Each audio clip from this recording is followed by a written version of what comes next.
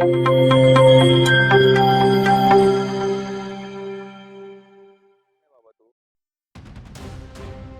शहरातली निवडणूक आता अंतिम टप्प्यात येऊन पोहोचली, तर उमेदवारांकडून देखील प्रचाराचा जोर आता तीव्र झालाय.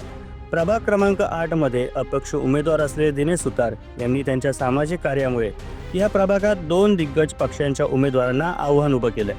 त्यामुळे लोकांसाठी धावून जाणारा माणूस म्हणजे दिनेश सुतार असं मत नागरिकच व्यक्त करतायत.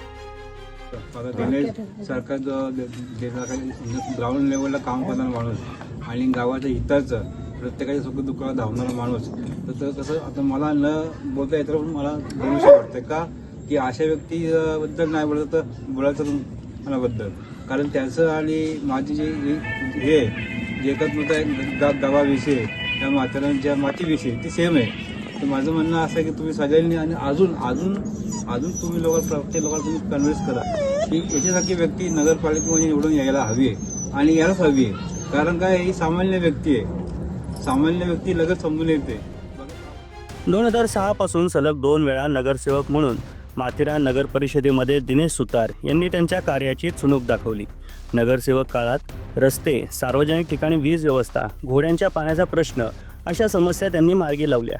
तर शिक्षण सभापती पदाची जबाबदारी मिळाल्यानंतर माथेरानमधील विद्यार्थ्यांच्या समस्या सोडवत आपल्या कार्याची अनोखी छाप पाडली. पुढे नगरसेवक नसताना देखील लोकांच्या अडीअडचणीला धावून जात आपलं सामाजिक काम सुतार यांनी सुरू ठेवलं. यासोबत श्रमिक कोकण संघाच्या माध्यमातून माथेरानमधील कामगारांच्या प्रश्नाला वाचा फोडली.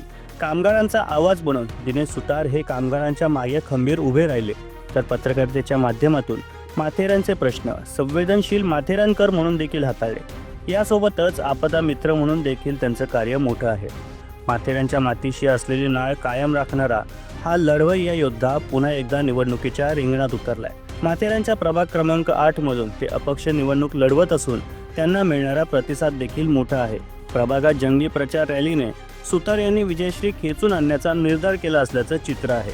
तेव्हा जनसामान्यांमध्ये मिसळून वावरणाऱ्या सुतार यांना प्रभाग क्रमांक 8 मधील मतदार कौल देतील असा विश्वास त्यांना आहे. तर मतदारांच्या उदंड प्रतिसादाने त्यांचं पारडं जड असल्याचं चित्र आहे.